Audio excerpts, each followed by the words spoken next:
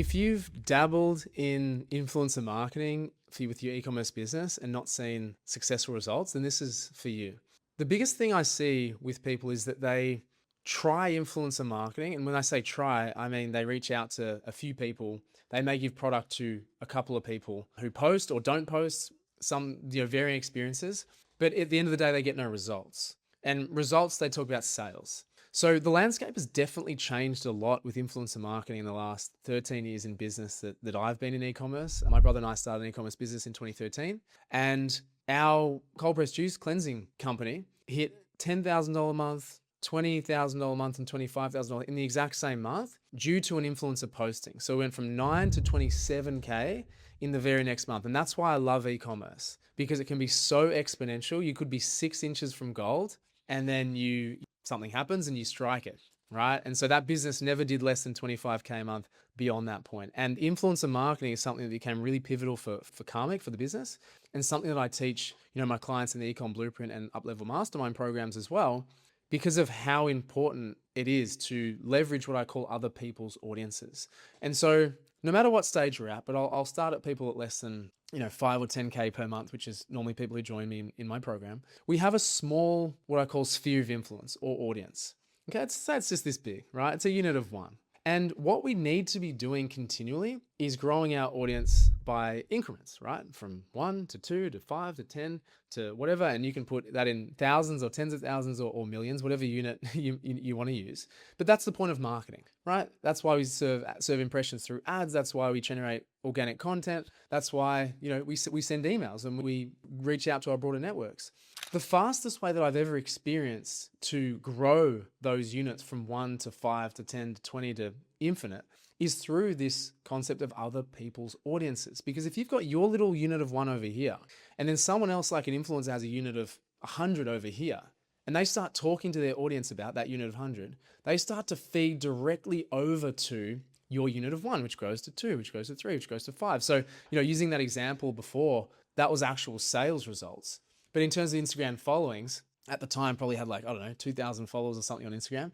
I think overnight it went to 3,500 or 4,000 just from that one person. So her audience was coming directly over to us, and they were buying in droves, which was incredible, absolutely surreal to see. And this is the potential. And this, as I said, I've seen this countless times in my community, the people that I've taught this strategy to, and the results that they've got. I mean, Adrian a few months ago went from 2 to 38K or something. I was a bit annoyed because he actually beat our record, but that's how exponential it can be. It was a person on a Mamma Mia podcast, which was fantastic for his skincare. And so that was amazing. And so the mistake that I see most people make is that they're not actually following a process at all. They're just kind of throwing some stuff out there. They, as I say, communicate to 1 or 2 people. They give product to 1 or 2 people who post or don't. And then that kind of dies. And they're like, didn't work. Where you need a process. It is like putting money or investment into ads. It's like putting money investment into email marketing. It's like putting money investment into any other marketing effort that you must treat this influencer marketing as. Okay? It requires process. It requires focus, volume, and a proper strategy. And so I'm going to go through what that looks like for you. So first and foremost, with any marketing effort, this is something I talk to my clients about in my community. We need a substantial data set to actually make a judgment of something. So we have zero opinion of whether influencers work or don't work and to what degree, unless someone has actually seeded product to 30 people at least. That's not reached out to 30 people. That's not had 30 conversations. That is that 30 people have posted on their behalf, created content for them to their audiences. 30, not 3, not 13, not 23, 30, right? And if they get results from 30 pieces of content, then that's a win. We continue to rinse and repeat that. Now, this has come up for someone just really recently because they got amazing results from someone, but they couldn't put 2 and 2 together. They said, I ran this competition and then I had 4 or 5 influencers post and I had this and then my ads died after that. And we pinpointed that influencers were the thing. And so you must double down on this actual process. So what you need to do is source people in your demographic who has the same demographic or audience as you do. that can speak on your behalf about your product, right? So let's just call someone in health and wellness for the juice business, right? We reach out to them. We reach out to say 100 of them, to be honest with you. And then we get various responses and we're able to converse and say, look, we would love to collaborate with you. We'll give you this product. We would love to get a story, a reel, and maybe a post, towards the end of the journey or something like that in exchange, right? The deal's done. And then we're able to deliver the goods. And we have a follow-up process of how we engage with them for them to actually post, fulfill their commitment. That's really, really important to set expectations and then they can fulfill their commitment. And then to get that content as well that we can use in organic content, email content, website content, and especially ads as well. And so when we look at the benefits of influencer marketing, it's really a hierarchy of 3. So first, of course, the mecca, we want sales. That's just number 1. We want that. That doesn't happen all the time, to be honest. The second thing is the audience. So we're going to leverage the audience. Like I said, if they've got 100 units over here and you've got 1 unit over here, we want their units to be pushed over. And the power of that is trust. So where a cold ad goes to someone and they're like, who's this brand? I've never seen you before. You're telling me how good you are. There's very little trust. If this person over here says, I love this brand, I love this product, you should look at them, there's going to be an immediate bridging in the trust gap. Right? Think about it. If your mum says or your sister says or someone that you admire or look up to who's given you good advice before or a good recommendation before says, I like this thing, you should check it out, there's very little resistance on your part to go and check them out. Right? So that's where their audience can come over to you. And then the third thing is the value of the content that they produce. We are paying content creators hundreds of dollars per piece of content for very specific pieces of content, but nonetheless, there is value to content creation these days. Yes, there's AI. Yes, there's other things that we can do as well, but user-generated content has a value. So you've got your sales, you've got your audience, and then you've got your content value. And so that's how we consider as I say, hierarchy of benefits. So when we're looking at it, after 30 efforts of influencer marketing, and looking at, okay, what did 1, 2, 3 actually achieve? Was it worth my cost, my input, time, goods, and money where appropriate? You can make that assessment. But what I say to people again, when we're going on this journey, embarking on this journey of getting to the 30, or let's call it seeding 10 products per month, that's typically how we look at it.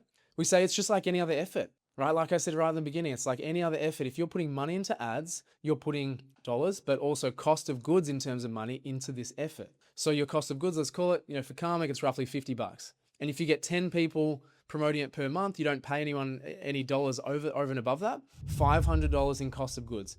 We put $500 a day or more into, one ad set, right? So we have to quantify it and compare it and say, what was this effort in comparison to this effort to know that we got an output? If we're not knowing what we're looking for, we're not tracking what we're looking for, then obviously we're not going to know what the outcome actually is or if it was valuable or not, right? But the thing where people get confused or where they don't see results, let's call it, is where they're not sure what they're looking for. And because they're dealing with people rather than like an ad platform that doesn't talk back or, respond or have any emotion, that's where the disconnect actually happens. They treat it like a relationship versus a marketing effort, which has numbers and has to work within bounds. And that's, again, what we teach people through the program is you've got to have a proper process that you follow to get XYZ outcome. And if XYZ outcome doesn't happen, then how can we reverse engineer what we can do better? After we've got 30 plus results, how do we reverse engineer what the results quantified in terms of a return on our investment? Time, dollars, cost of goods, etc. Right?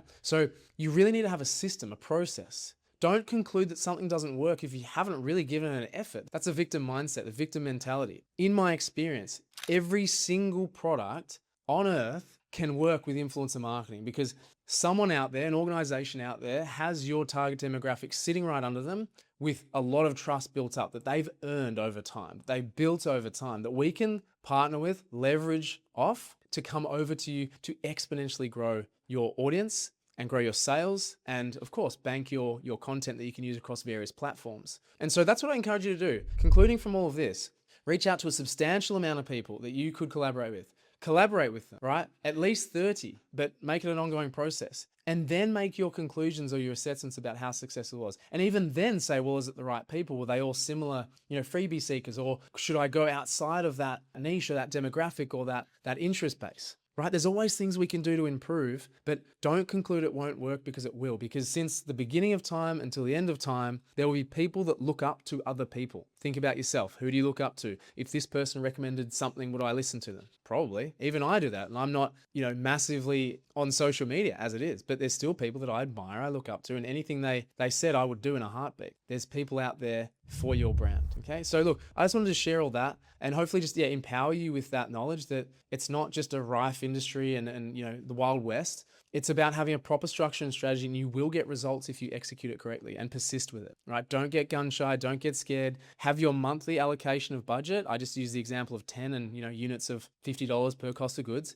and test it consistently. And I promise you'll get results. If you do it consistently, you'll get results. So look, I hope this was valuable for you. If it was, love a like, love a subscribe, but I'm creating videos like this all the time. So if you want to know more about how we help e-commerce businesses, you click on the link below. But other than that, thanks for being here, and I'll catch you in the next one. See ya.